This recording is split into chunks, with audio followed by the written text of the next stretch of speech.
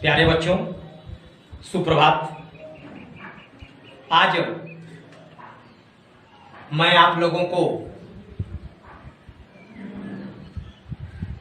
शब्द के बारे में बताना चाहूंगा। इसके पहले वर्ण की चर्चा हो चुकी है। आज शब्द पर चर्चा करना चाहूंगा। शब्द विचार।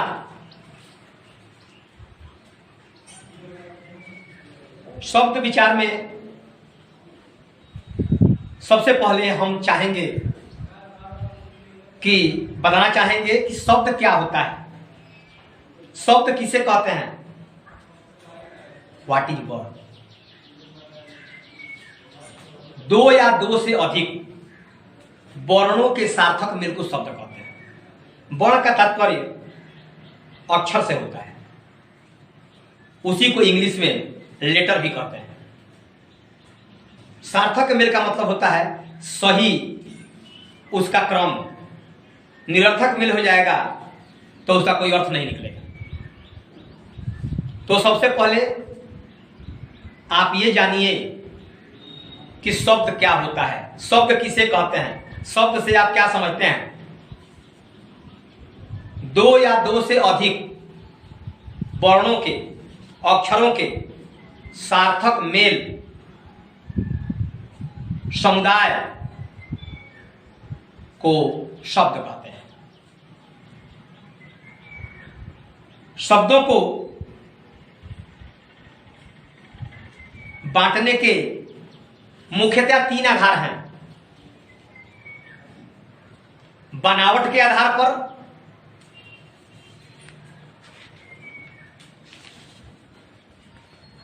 और उत्पत्ति के आधार पर,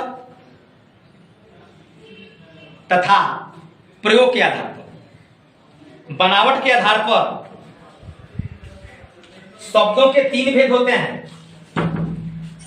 बनावट के आधार पर शब्दों के तीन भेद होते हैं। पहला होता है रूढ़ शब्द, दूसरा होता है यौगिक शब्द, और तीसरा होता है रूढ़ यौगिक शब्द।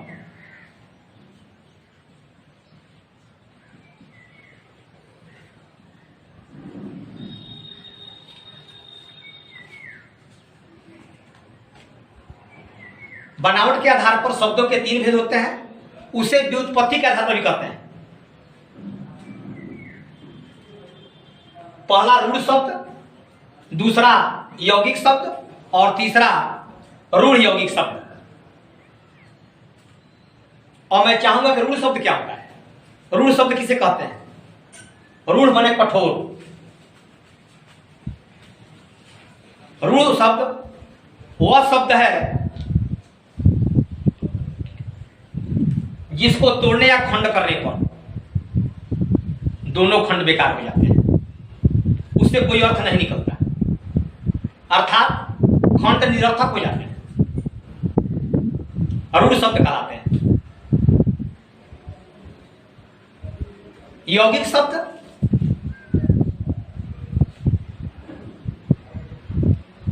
वे शब्द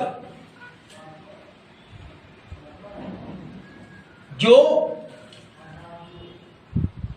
सार्थक शब्दों से बनते तो हैं, लेकिन उनको तोड़ने या खंड करने पर वो जो दो खंड होते हैं, दोनों खंडों का कुछ ना कुछ अर्थ निकलता है,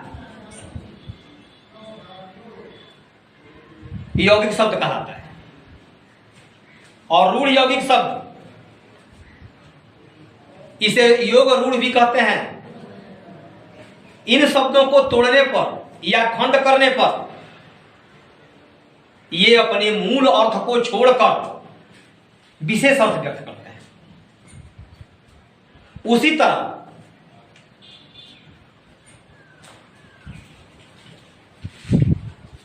उत्पत्ति के आधार पर शब्दों के कहीं 4 भेद दिए हैं, कहीं 5 भेद दिए हैं। तत्सम शब्द, तद्भव शब्द, देशज शब्द, विदेशज शब्द, कहीं कहीं और तत्सम भी आ जाता है। तत्सम शब्द क्या होता है? वो शब्द जो संस्कृत भाषा से मूल रूप में बिना परिवर्तन के साहित्य में आते हैं, तत्सम शब्द कहलाते हैं। तद्भव शब्द संस्कृत भाषा से तो आते हैं लेकिन बिगड़े हुए रूप में आते हैं, विकृत रूप में आते हैं। और देशज शब्द जो परिस्थितिवश क्षेत्रीय प्रभाव के कारण आवश्यकता अनुसार हिंदी साहित्य में प्रचलित हो जाते हैं, देशज शब्द कहलाते हैं। विदेशज शब्द वो शब्द जो विदेशी भाषाओं के हैं लेकिन हमारे हिंदी साहित्य में उनका भी महत्व है। हिंदी साहित्य में कई भाषाओं का प्रयोग होता है। हिंदी का होता है, उर्दू के शब्द होते हैं, जापानी शब्द हैं, अरबी शब्द हैं, अवधी हैं, ब्रजभाषा के शब्द हैं। तमाम तरह के शब्दों का प्रयोग किया जाता है। लास्ट में आपका प्रयोग एवं रूपांतर के आधार पर शब्दों के मुख्य दो ही भेद होते हैं, एक विकारी और दूसरा अविकारी। विकारी शब्द किसे कहते हैं? जिसमें विकार परिवर्तन होता है, लेकिन अविकारी शब्द में कोई विकार परिवर्तन नहीं होता है। विकारी के 4 भेद होते हैं, अविकारी के भी 4 होते हैं। ध्यान रखें, विकारी के भेद जैसा कि कक्षाओं में हमारे अन्य टीचर पढ़ाते हैं, संज्ञा, सर्वनाम, विशेषण और क्रिया, ये 4 भेद विकारी के हैं। और विकारी और अविकारी शब्द प्रयोग एवं रूपांतर के आधार पर होता है। और अविकारी के भी 4 भेद होते हैं, क्रिया विशेषण, संबंध बोधक, समुच्चय बोधक और विस्मयादि बोधक।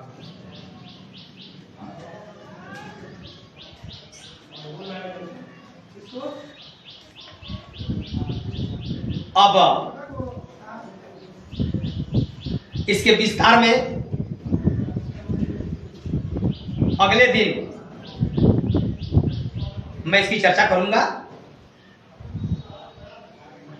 संज्ञा क्या है, सर्वनाम क्या है, विशेषण क्या है, क्रिया क्या है, ये हमारे विकारी के हो गए। अविकारी में क्रिया विशेषण, संबंध बोधक, समुच्चय बोधक और विस्मयादि बोधक। एक एक को उठाएंगे और एक एक के बारे में चर्चा करेंगे, क्योंकि विकारी और अविकारी या शब्द भेद एक दिन में समाप्त नहीं हो सकता, वक्त लगेगा।